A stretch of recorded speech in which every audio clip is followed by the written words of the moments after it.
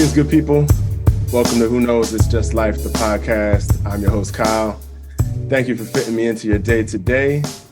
On today's episode, I'm joined by MaBinti Yillah.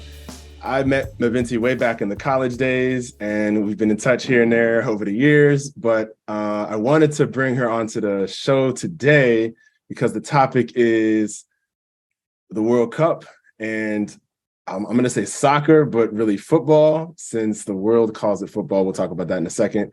But I wanted to welcome MaBinti to this show in particular because she is a huge fan of the sport. And we're right in between the semis and the final of the World Cup. So, you know, a great, perfect time to have this conversation. MaBinti is a serial entrepreneur, a seasoned strategic communications professional, as like a day job in her career. But she has way more that she's into beyond just that. So welcome to the show, and go ahead and introduce yourself any further if you'd like to. And if you want to, you can share how you identify. Yeah, thank you for inviting me. As you know, like a super football fan. And yeah, I'm excited to get ready to chat about my favorite sport ever. Cool. Sounds good. And just before we get into it, I think you've heard an episode or two, but just for those who may be listening for the first time, the show is called Who Knows It's Just Life, meaning that I don't know. And this is just a public expression of that learning process, and through conversation and through just, discussion and whatnot. So it's really just a capturing of how I'm coming to the world right now and how the world is hitting me, and just kind of talking through all those things.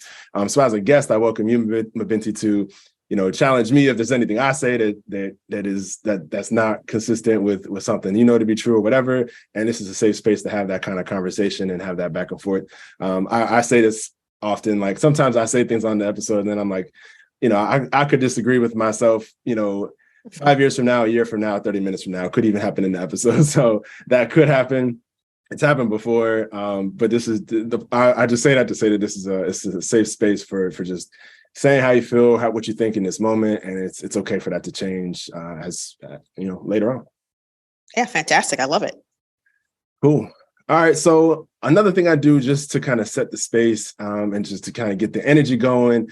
How are you doing today, this week, this month, this year? We're almost at the end of the year. So how are you feeling just right now? If you can share whatever you like.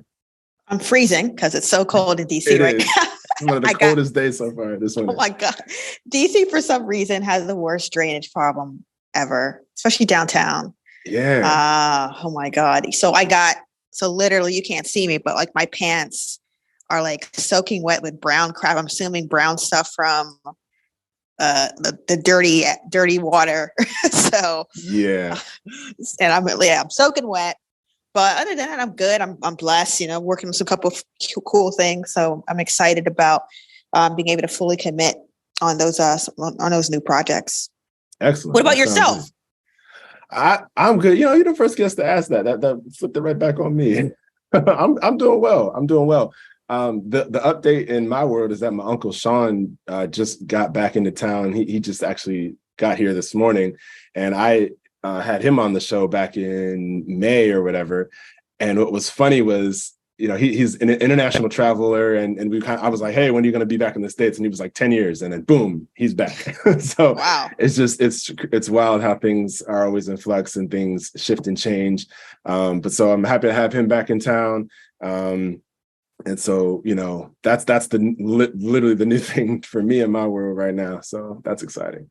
Yeah, that's cool. But so on to the topic of the day, which it's the topic every day for you, I'm sure.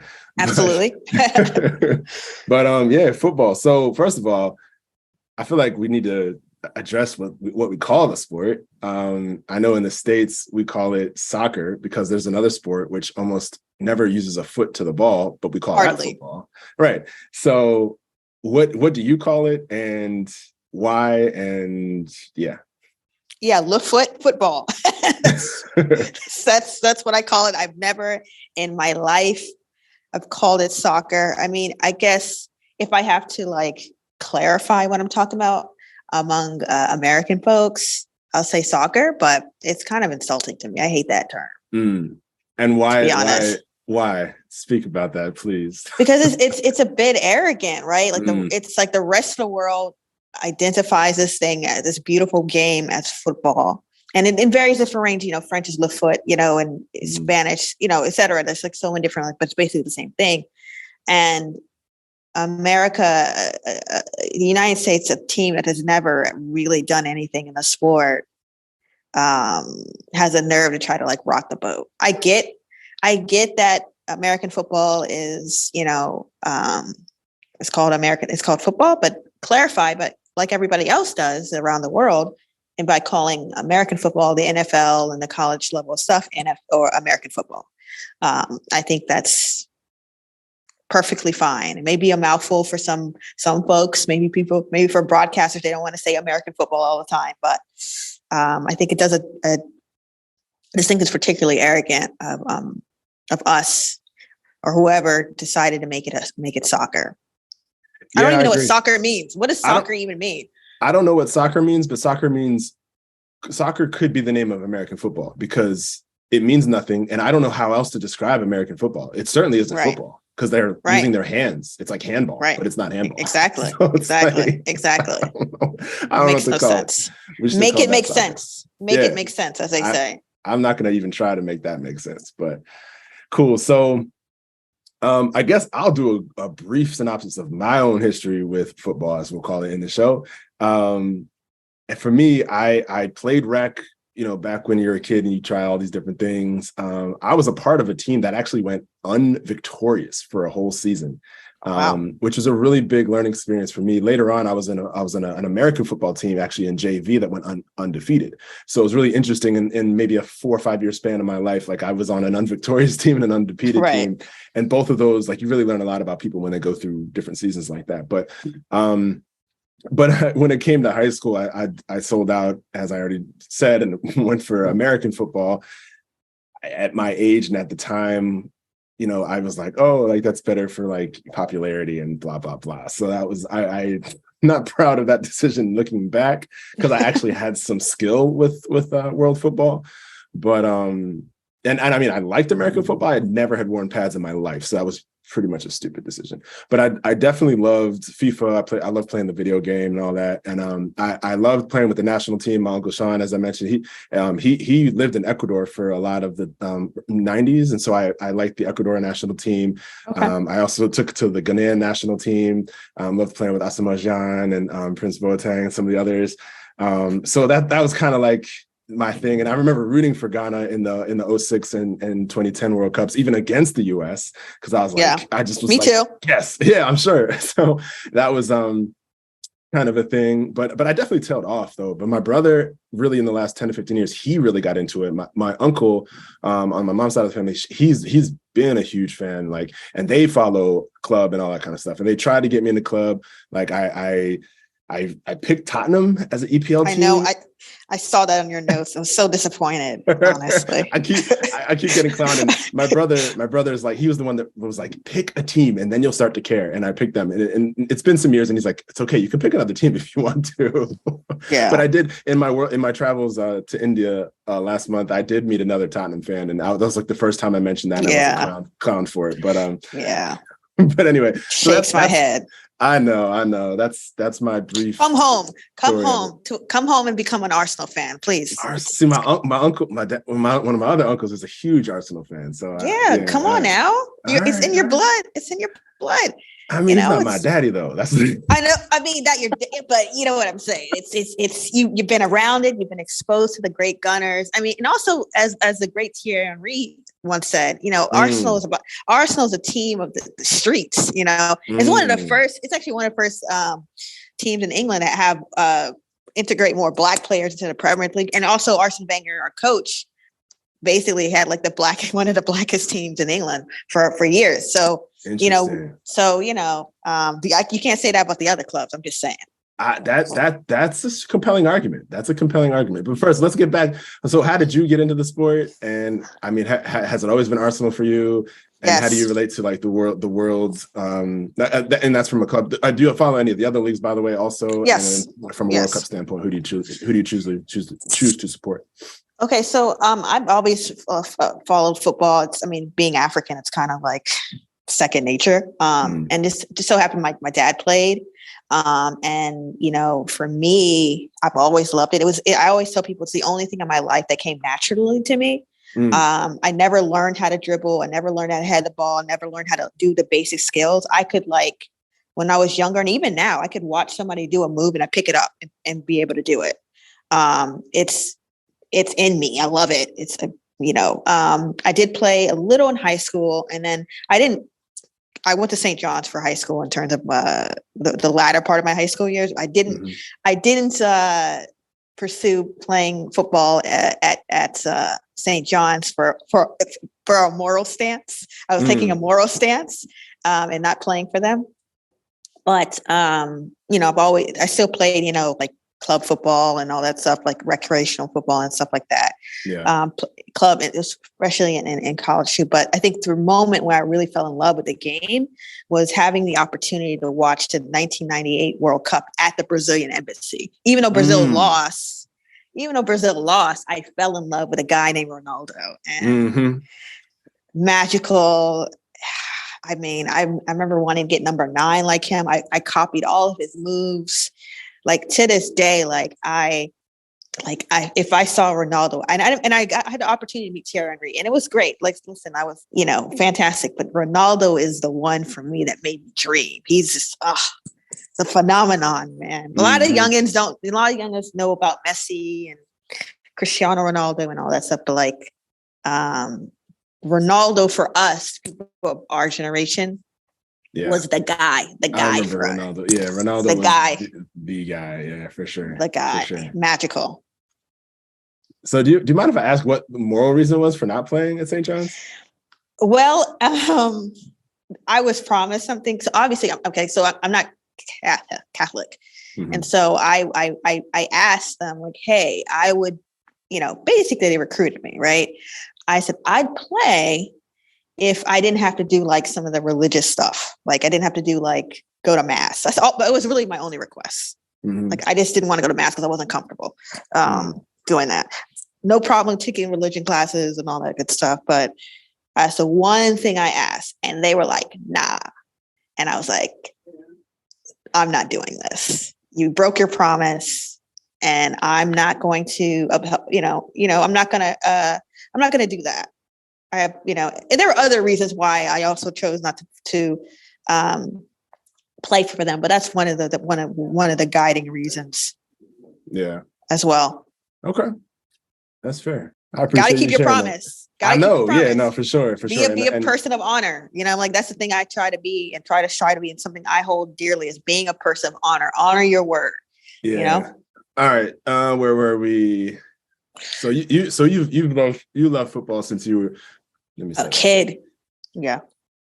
Nice. And been an Arsenal fan for Arsenal and AC Milan fan since I was a kid. AC Milan too, but no La Liga affiliation. Not really. Like Sevilla is a team because I used to like Frederick Canute and the city of Seville for Muslim reasons was kind of why I was like, oh yeah, there's a lot of Muslim history and all that, but that's but I'm not that passionate. I mean, I watch it if I can, I have to remember to watch Sevilla game. I watch it. If you ask me what's my Spanish team, I would definitely say Sevilla. Yeah. But it's not to the level of dedication as AC Milan and especially Arsenal. Especially Arsenal. I'm wearing an Arsenal jacket as I speak to you. Indeed. Okay, so in terms of world football, I know most people that follow club that is real football. It obviously it happens every year. There's so many other levels of competition. There's all the different Champions Leagues and all the different other cups and things that are played for in the mixed of the normal leagues. But how does World Cup football rank in importance for you? Yeah, it's important. And also, I have to mention, I'm also a Sao Paulo, the Brazilian league. I'm also a Sao Paulo fan. But okay.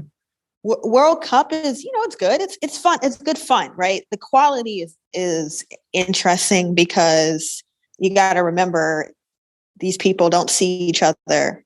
They either a lot of them don't play with each other. So it's it's like you can really tell how good a coach is sometimes by how they're able to like get the team to bond and gel together. Because you're thinking about people who are, you're bringing together players from different clubs, a lot of times from different clubs, especially at the kind of the bigger teams like the Brazils of the world and France and the like England in particular, like you're bringing them from different clubs, and they also, and at their club level, they 9 times out of 10 they're playing a different system.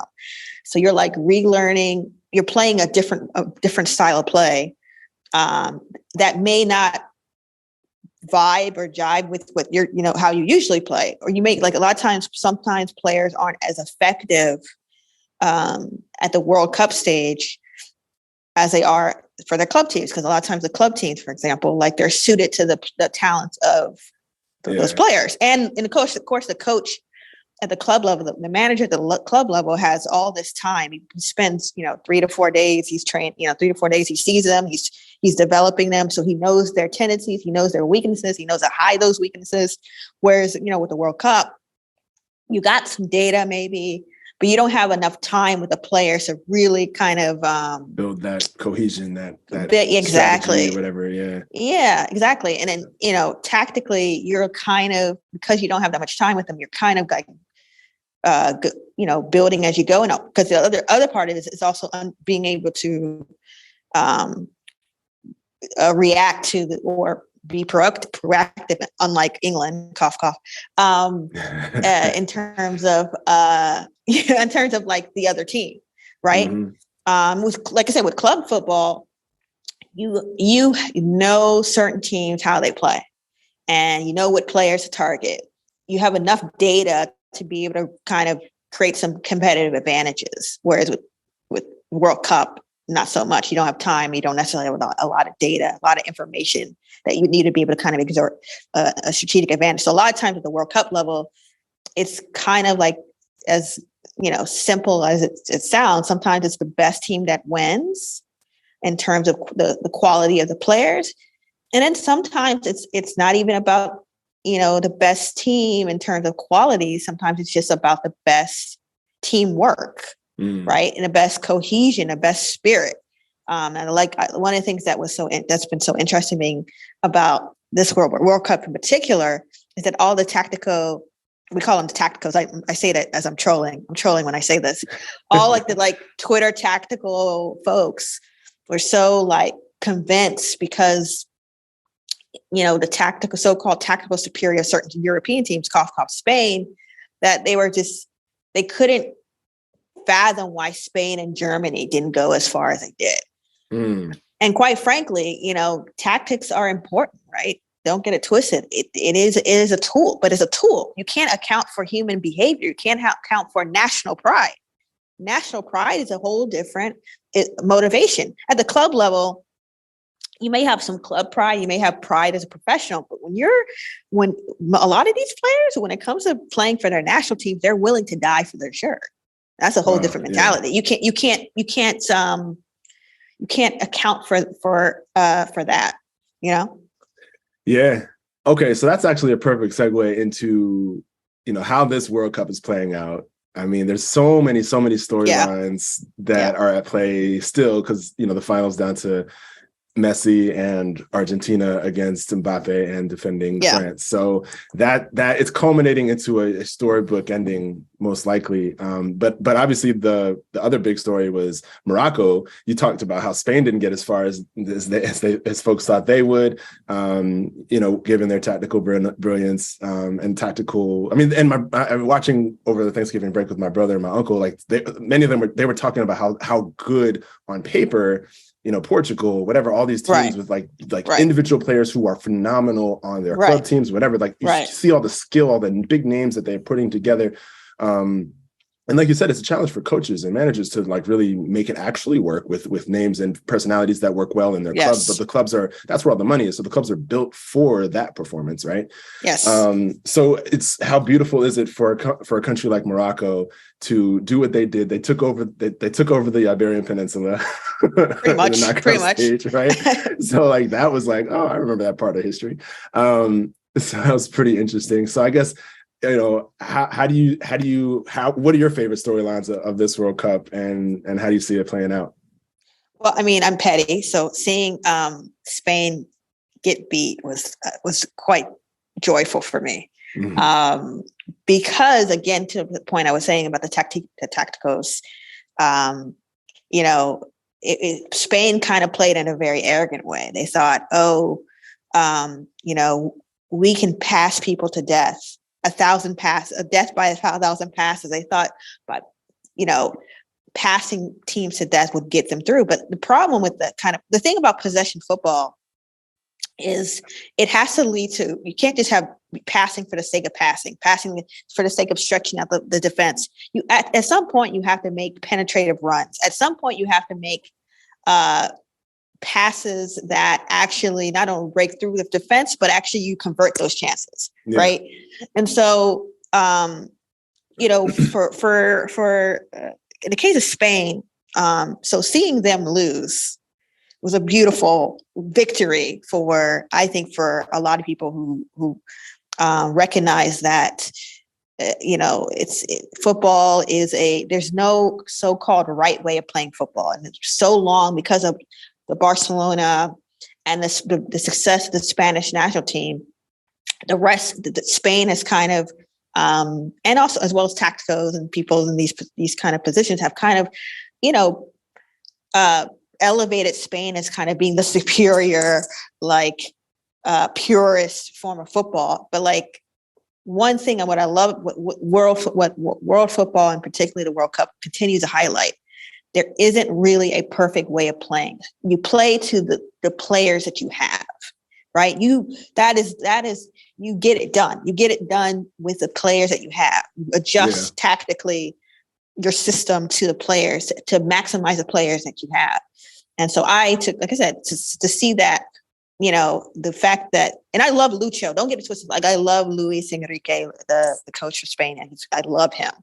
But I just think that a little bit of arrogance to think that you can win a World Cup without really having a focal point to your attack, and just thinking that having a false nine or a person that's not really a focal point can win you get you far in the competition. So no, that's really interesting that you say that, because I did notice in the first half of the France-Morocco game, France seemed to be content to let Morocco have possession a lot more. Mm-hmm. I think Morocco had more than 50% possession, which was shocking to me. I think all tournament they might have averaged 30-something% possession. And then, they made some tactical errors that led to France's early goal, which, kind of, I guess that potentially, exposed their lack of tactical whatever, which, I mean, all of the theorists would have pointed that out. So I don't know. It's interesting that you mentioned that, and how that kind of, how France, I guess, switched up the strategy, whereas Spain fell victim to their pass to death. Yeah, I mean, no disrespect to Tuca Mini, who's a great young rising player, and some of the other people in the midfield. And when you don't really have a midfield that France does, and I mean a midfield that can impose. When you're missing a player like Conte, for example, who is so important to the pulse of that French team, you're going to play counterattacking football. So you're going to let your opposition keep possession. And then when they make mistakes, knowing that, France knows that they're technically a little bit better than Morocco, although Morocco's pretty good technically. They know that eventually Morocco is going to lose the ball. And so France has players on their team with enough pace to get in behind the Moroccan defense. And that you saw that a few times, despite not having arguably one of the best nines in the world right now, and you kind of have to adjust and play to either your strengths or display to the opposition's weakness. Yeah. And so that's kind of what you saw with the Morocco-France game. Mm-hmm. Yeah.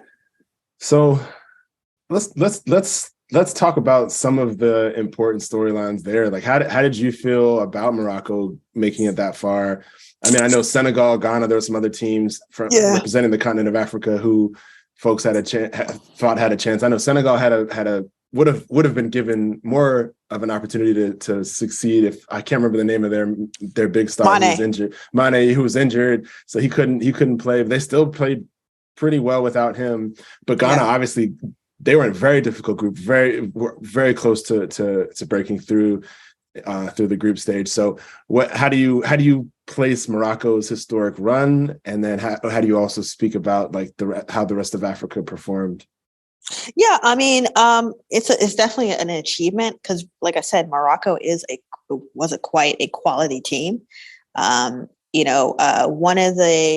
So recently it was revealed that the coach in Morocco actually took lessons from the current Arsenal coach. The current Arsenal coach had a seminar, a tactics seminar, and he was like one of the people. Our coach is kind of a genius. I'll just say, I'm not just saying because I'm an Arsenal fan, but like people are really starting to recognize him as like a kind of tactical genius. But anyway, so Morocco has a great team. Like I definitely think they're still a very young team. He's still a very young coach. So I definitely think there's a lot more to come from this team.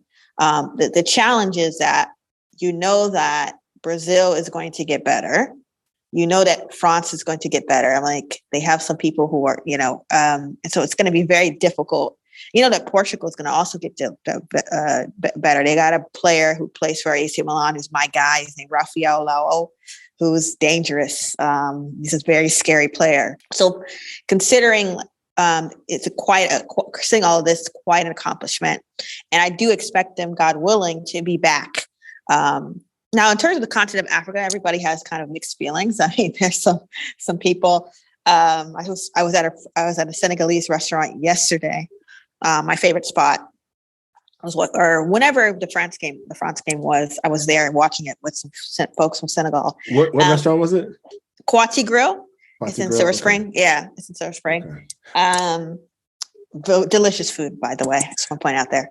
That's good. I'm asking because I saw part of the second half of the Senegal-Netherlands game at Mixed Bar and Grill in Silver Spring, and it was like all Senegalese supporters there, and I stumbled upon it, and I heard the ruckus, and I was like, oh, maybe this is where I'm going to see this match, and then I walked in, and I'm like, oh yeah, I'm definitely watching this here. Yeah, for sure. But anyway, yeah. It's a complicated conversation, right? On one hand, you have, there's quite a benefit of having their successes benefits all of Africa. Okay, in terms of FIFA, kind of from my understanding. Don't quote me, but from my understanding that Africa gets a little bit more, I guess, World Cup spots going forward. So, because Morocco advanced to the semis. So there's that benefit, but there's also this constant tension within Africa, where as much as it feels like a win for Africa, some folks feel like it's not necessarily a win for all of Africa, if that makes sense, because there's always kind of been a tension between West Africans and North Africans, this, in terms of what defines Africanness, right? Mm-hmm. And so there's a lot of that going on as well. But I mean, I know some Egyptians I know Egyptian folks that sometimes call themselves white or don't necessarily identify as African or Black or whatever, and it's interesting. Yeah, it is. So imagine some people having kind of mixed feelings about it, because on one hand, it is an African nation, right? But how much of that? Although the coach said he mentioned that this is we are waving the flag of Africa. There are some people who don't feel African, who are Moroccan, who don't feel African. I know some people personally that don't identify as African, more so identify as Berber than African. So it really depends on who you talk to in Africa, whether it be East African or West African or whatever, or North African. But overall, we have benefited from we will be hopefully will be benefiting from in terms of FIFA. That's good. One of my friends I met in Ghana was like, "Oh, no, Morocco doesn't count. They don't cook jollof rice." I'm I was like, that's a delineating factor, huh? That's funny because, jollof rice is a very controversial topic. As you probably know, like I've heard certain people, certain countries, cough, cough, think they have really good jollof rice when they really don't. Ooh. They really don't. And the best jollof rice comes from? I mean, as a Sierra Leonean, I have to say, I have to give my props to the Senegalese. I think they make the best, but we're close. I'll tell you that. So okay, I'll give you credit because everybody that I know says their own country. So at least you gave. Everybody says like a lot of people. This is going to be kind of my Nigerian friends are going to be pissed when I say this. But God bless you. I love y'all. I love y'all. I love y'all. But I call it the Nigerian food propaganda machine has propagated this belief that Nigerian jollof rice is like superior. It's like the greatest thing ever. It really isn't. On God, it's not. It's not. It's not. It's the best stuff. It's Senegalese. So I know one of the other interesting storylines was for me just watching just optically, and again I don't know all the players and the clubs. Like my brother and my uncle during Thanksgiving, they were like talking about each player and their like they were realizing how good like the Croatian teams. Oh wow, I didn't realize all these guys were Croatian. Like, oh, I know all these guys in their clubs, but like, and they're all good. But like, oh wow, that makes for a good Croatian team. And so I guess so as like a Black person from the United States, it's interesting to just observe the Black people that are on, I guess colonizer teams or whatever. Like you've got, Black folks on the United States team, the Canadian team, the Dutch team, whatever it is, and just kind of seeing that dynamic too. And I know the Williams brothers, one of them played for Ghana, the other played for Spain. So it's like really interesting to just see how racial dynamics play out and how the whole colonized relationships play out too. I don't know. So how is that a factor in how you see the sport as well? And does that influence your rooting? Absolutely. Allegiances? Yeah. Absolutely. I will never root for England. Ever. Ever. I mean, it is difficult, and it's the final is so difficult for me because both teams I despise, right? Like it's so like Africa, France is practically it's very African. Like there's like I think maybe Hugo Lloris, the Tottenham goalkeeper, Theo Hernandez and Antoine de Griezmann and Rabiot, but I don't know what Rabiot. I think I think Rabiot might be like Algerian or something. I don't know what his ethnicity, but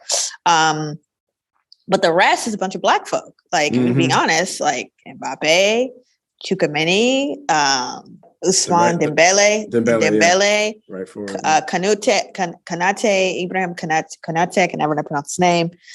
Even Varane is a brother of color. You know what I mean? Like, so it is an interesting dynamic.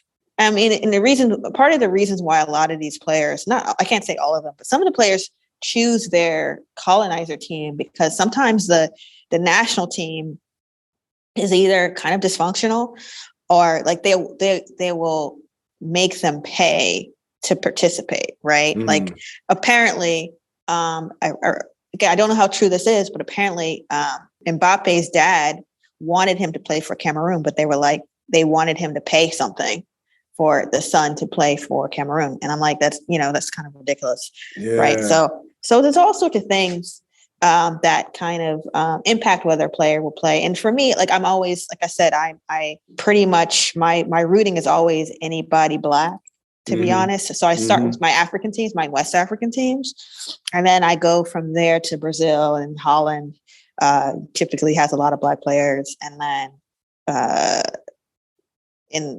if I'm desperate, France, I say that. It's difficult to say that. I sense the hesitation.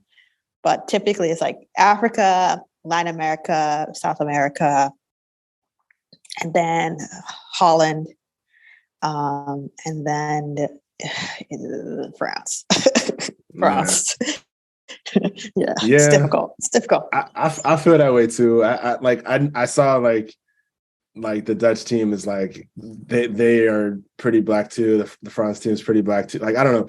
So like when it gets down to this stage in the tournament, it's like, all right, well, damn, like who am I gonna root for? And like I know and my brother is a huge Messi fan. He really wants Messi to get a World Cup. And I get that, but like knowing Argentina and its history as a country and like its relationship to like being a safe haven for Nazis and stuff like that after World War II, like I'm just like, really? Like and my brother holds that belief too. He's like, I'm not a fan of Argentina. But Messi just needs to, I just want Messi, the person, to have a World Cup. And I get that. Right. But so just all the like the complexities of the world, I just think it's beautiful how it all bubbles up into the World Cup. And by the way, this is all happening in Qatar. So it's like, exactly. Yeah. So, which I guess kind of gets to the fact that it's in Qatar and last time was in Russia. And my brother told me about the FIFA Uncovered documentary that came out. I think you said you just started watching a little bit of it, and then you put me onto the one about Luis Figo that came out this year too. So I kind of just did a deep dive both on Luis Figo. Was very specifically about his contract transfer from Barcelona to Real Madrid. Yeah. Which was in the film, I wasn't sure if this was intentionally one of the things they were trying to say, but it sounded like that was one of the first big mid-contract transfers in club football. So, and I know that's way more common now. So like, that seemed historic for a number of reasons. But you told me to watch that also just because it really shows how much passion and identity and cultural identity, especially between Barcelona and Madrid, which is with the history of in Spain itself, which is pretty unique. Yeah. But. Yeah. I mean, I wanted you to watch that so you can understand kind of how miraculous, I don't want to say miraculous, but how interesting that Spain was able to come together, because this is Barcelona and Real Madrid ideologically are diametrically opposed to each other. Like the people who call themselves cools, like they not only like they're really radical Catalans and they, completely, because I knew a guy who was a cool, and they are, they would never play for Spain ever. And so the part of the reason how the Spanish national team was able to win their first Euro and then their World Cup was because the two kind of figurehead leaders of Barcelona and Real Madrid respectively kind of got on the phone and said, hey, yes, we're rivals and we definitely want to hurt each other when we play on the field, essentially, but let's just all fly under the banner of Spain and elevate each other's careers. So the Figo thing is important because so you can understand the level of vitriol that the fans have for each other, the Madristas and the cools and the Barcelona fans. There's no love. It's not like, being an Arsenal fan or being a Tottenham fan. There is definitely, local rivalry, of course, and there's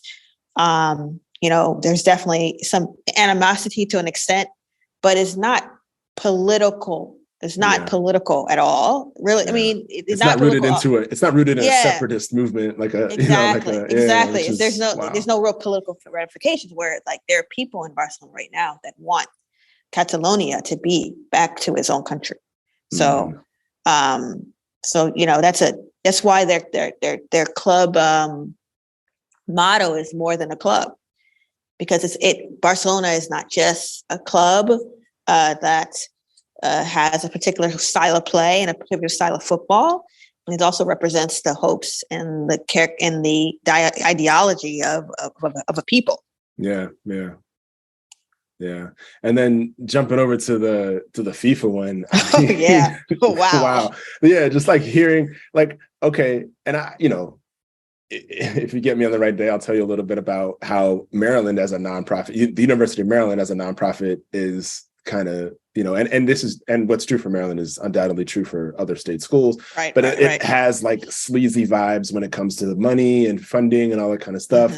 And, FIFA is technically an international nonprofit organization, like that's supposed to just propagate the goodness of football throughout the world and blah, blah, blah, blah. And then just like seeing how corrupt like everything became is just mind boggling. And so I don't know, I know you haven't finished that series in particular, but it sounds like you probably followed it in real time anyway. Like, how do you see world football shaping up either with or without FIFA?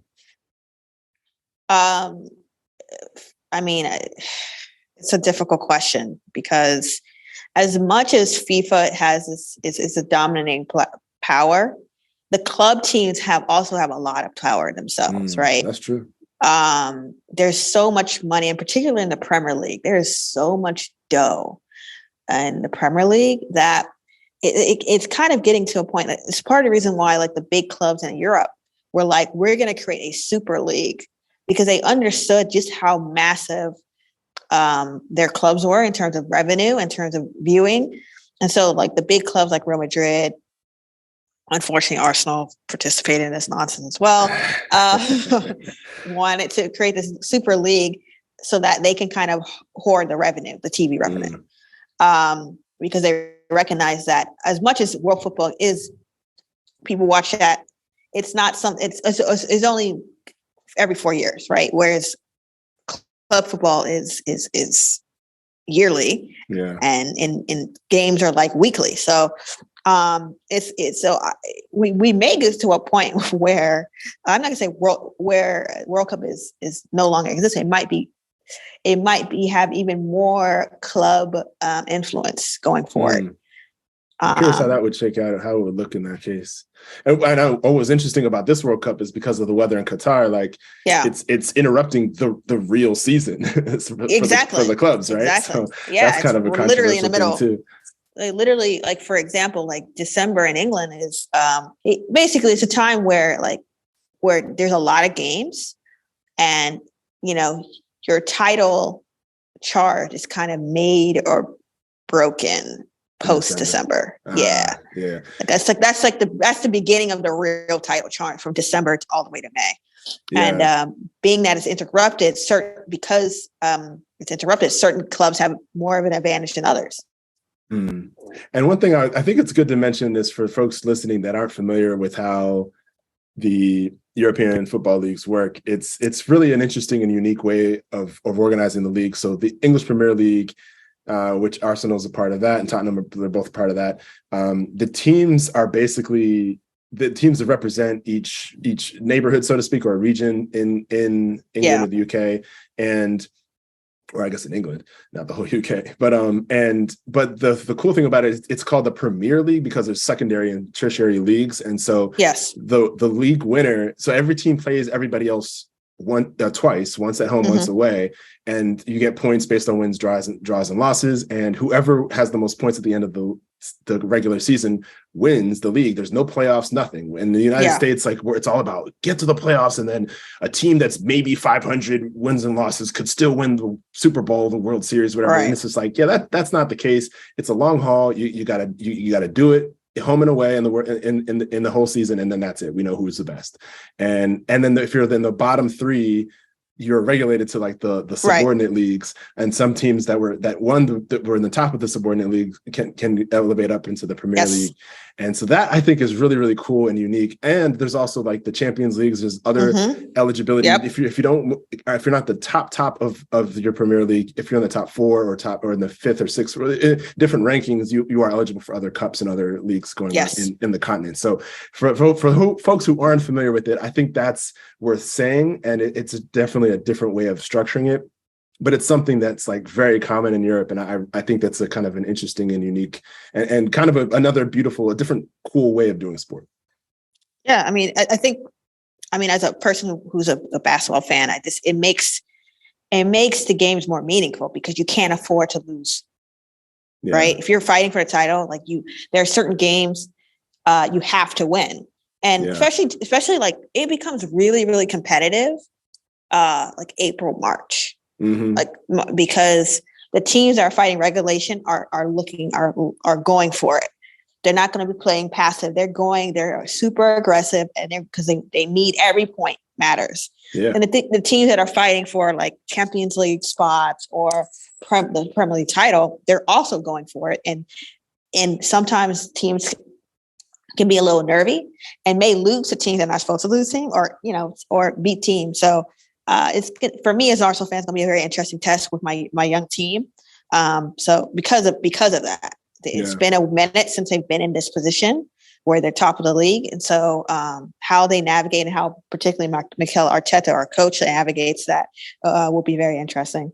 Yeah, definitely. One other thing I want to mention is just, I'm just curious how you feel about the women's sport, because I know I think it might have been an episode of Freakonomics way back in the day about how FIFA, if I get the history correct, men and women's football kind of evolved in parallel in Europe, especially in England, I think. And FIFA had the opportunity to,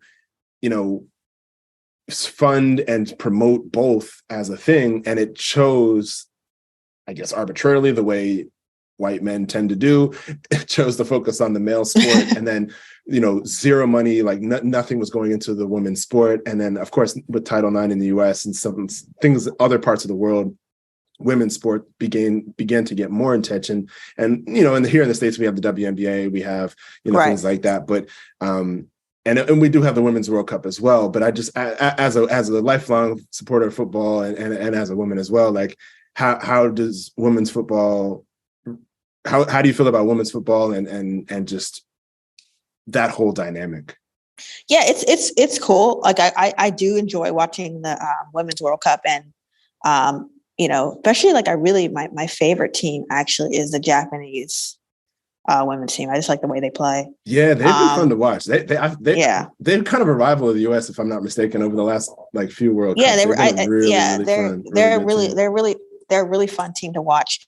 And I occasionally watch club football. I occasionally watch like Arsenal's women's team. They got a player in there, Vivian. I can never pronounce her last name. She's a beast. Like, she's so technically gifted.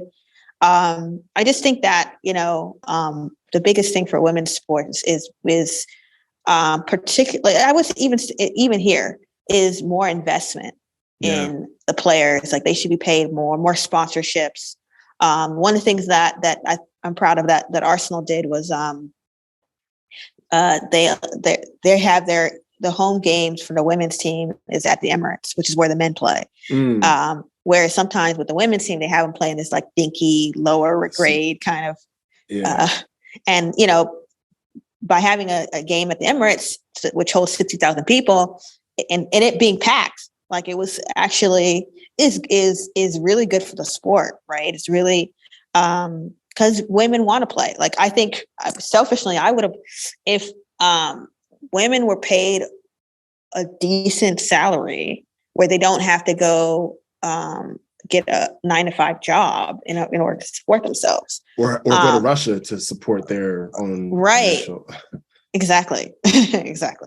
I probably would have pursued football as a career because I love it that much and I'm competitive. But I saw the writing on the wall. It's like, I love this sport. It's great, but I'm not going to punish my body as much as I love it.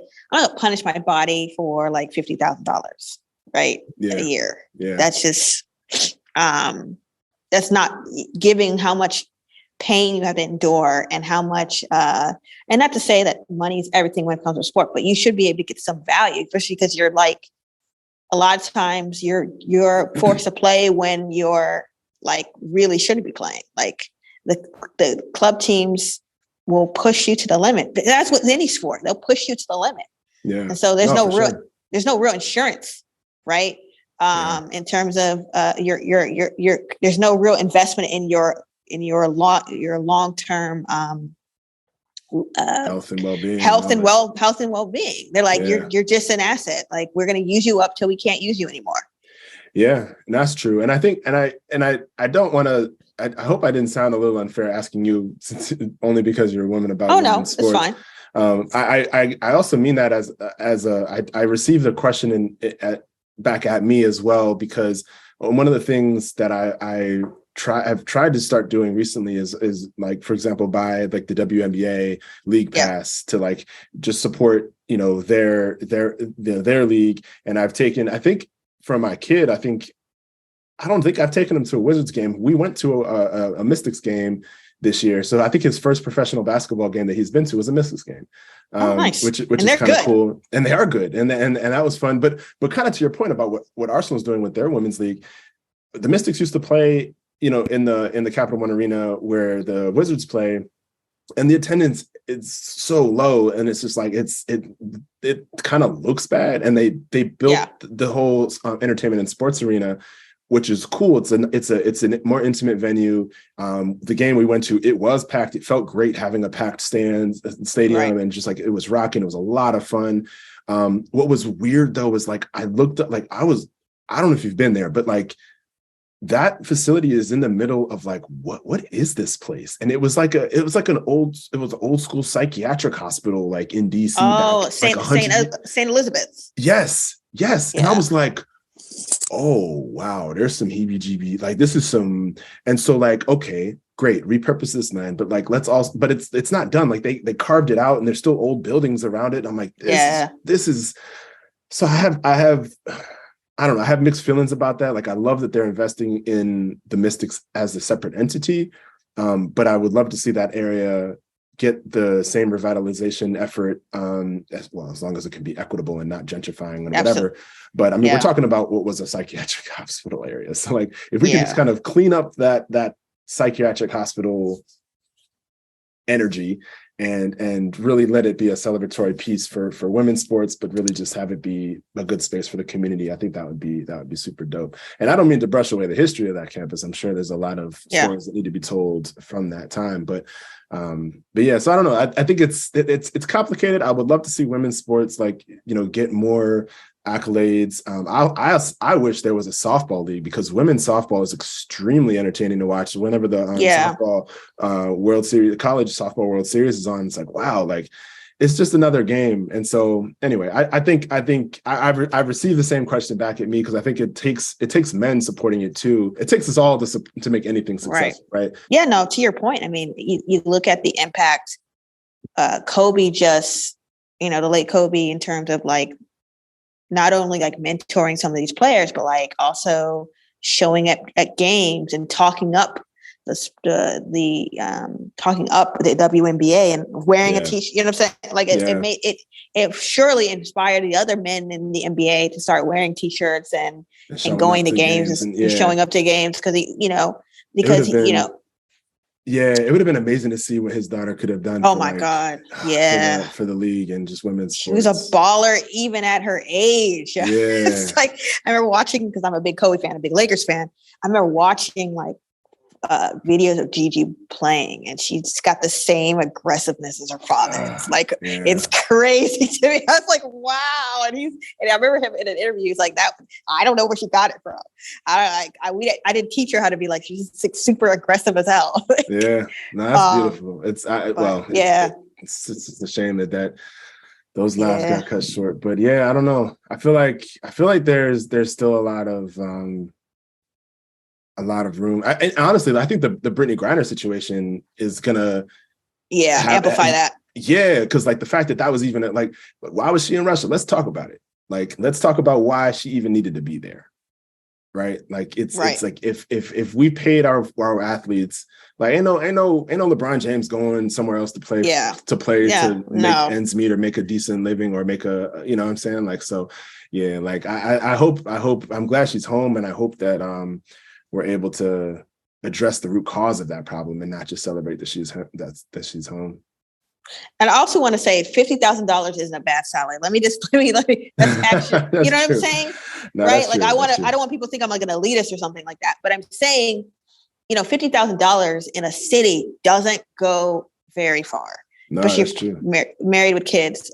So the point I was trying to make with that is it doesn't make sense for these athletes to have to put their bodies on the line, and they're not paid in a way that's equal to the value that they bring to the, or near the value that they bring to, you know, the corporations that they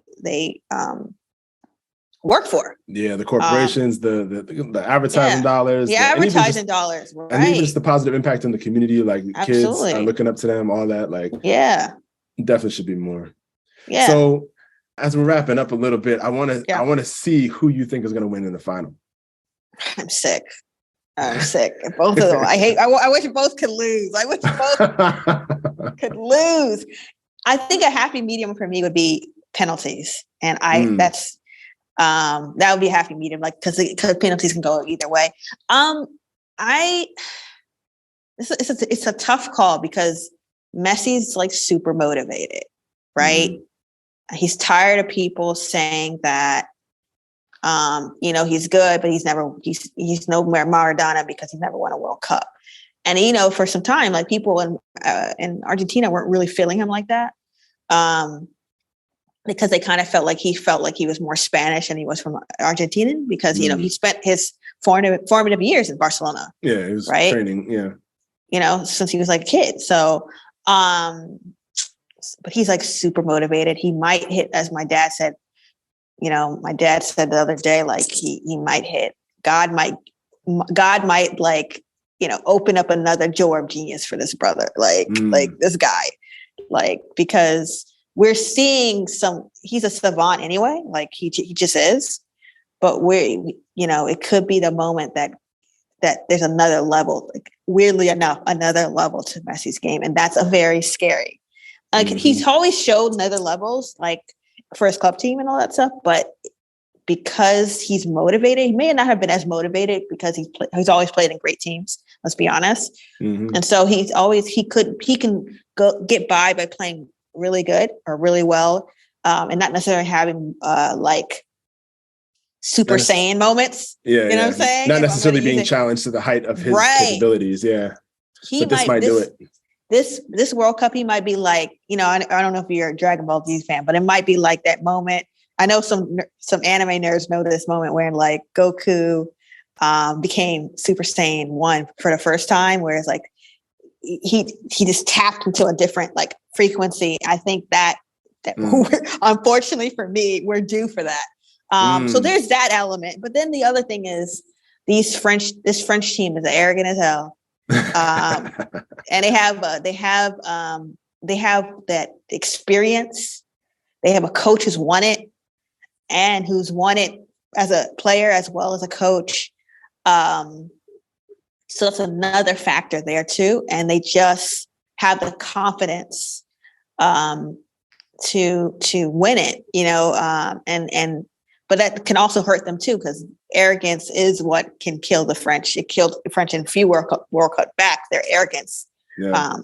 So I can't really, this is one of the few World Cups where you really can't predict it. Like there's no real clear favorite. I think they're not evenly matched in terms of quality. They're evenly matched in terms of motivation.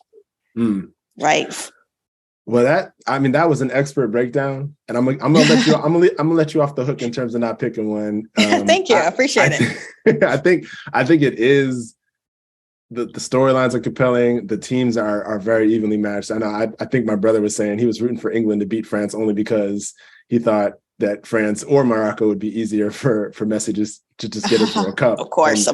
And I'm like, yeah, but obviously doesn't he want to beat the best, and doesn't he want to beat the incumbent to win it? Wouldn't that even be the best? So I'm really curious to see how it'll play out. But yeah, so as I close out episodes with guests, I tend to ask a few questions. Sure. First one is, what is the last book you read, or the last book you read that you recommend? I mean, a book that I kind of always gravitate to is Purification of the Heart by Hamza Yusuf. It's a spiritual book, but it's a really grounding book. Honestly, I kind of resort to that when I'm looking for not inspiration but reminders to ground myself. So Purification of the Heart. It's translated from I can't remember where the brother's from. It's from this African Muslim scholar. Hamza Yusuf is a guy who translated his work, but it's quite profound and amazing, actually. Nice. Okay. Appreciate that. The next question is, what would your superpower be? Ooh, I'm a superhero nerd too. Teleportation. Okay. Yeah. Okay. Without a doubt. Now, does teleportation like imply, like, are there any limitations to that? Like, does it have to be within like a range? I'm a cheat though. I'm a cheat with this and say that not only the ability to, instantly transport yourself anywhere, but harness the energy. Like, like certain comic book characters will have like for example, the Flash has the Speed Force or whatever. He can use that energy and manipulate it. So I would want teleportation, but I also would want to manipulate the energy required to do that. So turn that speed.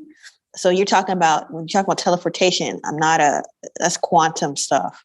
So I would want to be able to harness the power of quantum energy and be able to manipulate it and use it however I want.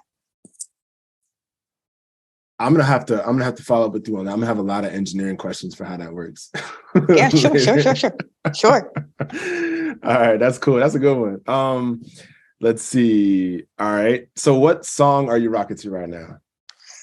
That's a good question. Let's see. I'm always a Stevie Wonder head, to be honest. When I do listen to music, I always tend to listen to Stevie, and it being I Believe When I Fall in Love Will Be Forever, my favorite Stevie Wonder song. Either that or I really love Zero Chance by Soundgarden. Okay. So okay, that's good. I appreciate that. Well, MaBinti, I appreciate you blessing the show with your football knowledge and analysis and everything. I'm definitely on a mission to try to get into it. I might take up the opportunity to pick a new club. And cough, Arsenal. We gotta let our listeners. Let's pray for this brother so he can find the right club, the moral club, the club with great heart, great young team. We'll see. A club called Arsenal Football Club. Let's pray that he is guided to the greatest football club in the world. We'll see. We'll see where it lines up. But I appreciate that was a very strong pitch. It was a very strong pitch. I gotta see how it shapes up. But yeah, I appreciate you taking time to join me on this conversation. We'll see how the World Cup ends. And and also if you want folks to reach you in any way, feel free to leave any of those any of that information here verbally. And if you want, I can also include it in the show notes. Yeah, I definitely want to please follow at CSE Media. So at CSE_media, that's my company. We're in the process of producing. We're wrapping up filming and producing and editing for a food show called Damn That's Good. So definitely follow that, and Common Sense Entertainment, which is comment at Common Sense _ENT. So those are the two places that I'd love for people to check out. And we're also on YouTube, so just Google Common Sense Entertainment and you'll find us. So definitely be on the lookout for that food show. The trailer's already available, so check out. If you go to the Instagram or the Twitter pages for either of them, you can see the trailer. That's cool. All right, appreciate that. Well, again, thank you for joining me on the show, and hopefully we'll have. I know there's a bunch of other things we can talk about. So absolutely, maybe we'll I'm a nerd. Let's do it. Definitely, sounds good. All right, appreciate it. So that's it for the show, folks. Appreciate you listening. As always, you can get at me on Instagram at RealDadult. That's RealDadult. You can let me know what you thought about this episode or any prior episodes on there. You can also let me know if you have any ideas for future episodes. Hope to catch you here next time. Until then, be safe, be well. Peace.